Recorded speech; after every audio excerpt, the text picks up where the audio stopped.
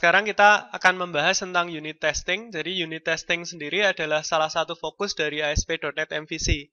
Karena kalau kita menggunakan pattern MVC untuk membangun aplikasi kita, maka ASP.NET MVC sendiri udah secara default itu separated of concern gitu ya. Jadi tidak ada ketergantungan antar bagian. Antara model, antara view, dan controller itu saling tidak tergantung. Jadi misalnya nanti modelnya mau kita ganti-ganti, bisa view engine-nya itu yang kita rubah, bisa juga seperti itu. Nah, biasanya untuk kebutuhan testing ini, MVC menggunakan abstract base class dan interface. Jadi kalau misalnya nanti mau testing, nanti kita modelnya menggunakan yang namanya unit testing. Jadi sebelum kita bikin satu metode gitu ya, nah, kita akan tes dulu. Biasanya di level controller sih tesnya. Jadi sebelum kita buat satu metode di controller, kita buat tesnya dulu. Nah, setelah tesnya selesai, kita akan cek nanti. Kalau dikasih inputan seperti ini, error nggak? Jadi harus di-errorin dulu malah. Setelah itu baru diperbaiki errornya. Kemudian langkah selanjutnya baru di-refactor kodenya. Jadi ini paradigma baru ya. Sebelum kita menulis kode, kita tes dulu. Namanya test driven development. Nah, tadi ketika kita buat project pertama kali, kita akan membuat unit testing projectnya juga. Nah, kalau kita lihat di sini udah ada controller gitu ya, folder controller, kemudian di sini ada home controller. Nah, kemudian di sini ada detail testnya. Jadi kalau kita mau buat tes, nah, di sini biasanya namanya sesuai dengan nama controller, kemudian ada tes gitu ya di belakang. Kemudian setiap metode yang dites, itu kita beri keyword test method. Nah, untuk proses tes itu ada 3 tahap. Yang pertama adalah arrange, kedua act, ketiga assert ya. Jadi, yang pertama yang mau dites itu controller yang mana? Misalnya di sini adalah home controller.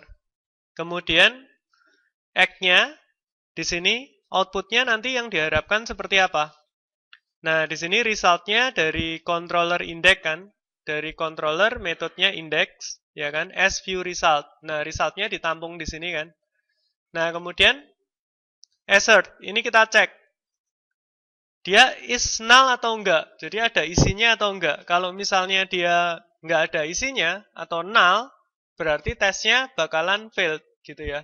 Bakalan gagal. Tapi kalau tesnya ada isinya, kalau enggak null gitu ya, resultnya ada isinya, dia akan sukses gitu, berhasil. Nah, yang about ini sama juga. Di sini home controller, tapi di sini kan metodenya namanya about, ya kan, controller.about, di-convert jadi view result hasilnya. Nah, kita cek di sini, bisa juga enggak is null. Di sini banyak. Nah, untuk objek assert sendiri, di sini banyak objeknya. Ada r equal, ada dicek r same gitu ya, equal gitu. Nah, di sini ceknya r equal. Nah, kemudian untuk menjalankan testing, di sini kita bisa klik di Visual Studio-nya, test, kemudian run all test. Kalau seperti ini kita menggunakan MS Test ya. MS Test itu tes bawaan dari Visual Studio. Sebenarnya kita bisa menggunakan third party komponen yang lain, tapi di sini kita pakai yang default aja, yaitu MS Test. Nah, kita klik all test. Nah, nanti bakalan dijalankan. Nah, kita bisa lihat di menu Test Explorer. Nah, di Test Explorer nanti kelihatan. Ternyata yang di controller home untuk metode context sama index itu berhasil dites. Tapi di about itu ada kesalahan. Kalau kita lihat kesalahannya adalah di sini kan sama enggak dengan string ini ya. Harus equal dengan ini. Ternyata enggak, karena tadi kita udah melakukan perubahan data kan. Di sini, di home controller lah, about kan udah enggak sama lagi dengan, udah tidak sama dengan ini. String your application description page. Pertama kali kan tadi memang resultnya cuman ini ya. Nah, sekarang kan sudah kita ganti dengan objek seperti ini. Nah, kalau misalnya tesnya kita ganti di sini dari or equal jadi apa ya? Is null gitu. Pokoknya nggak null gitu ya. Is null result.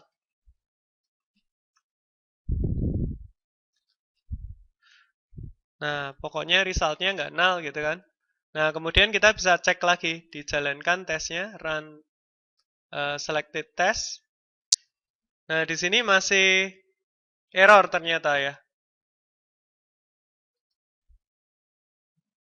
Is null-nya failed.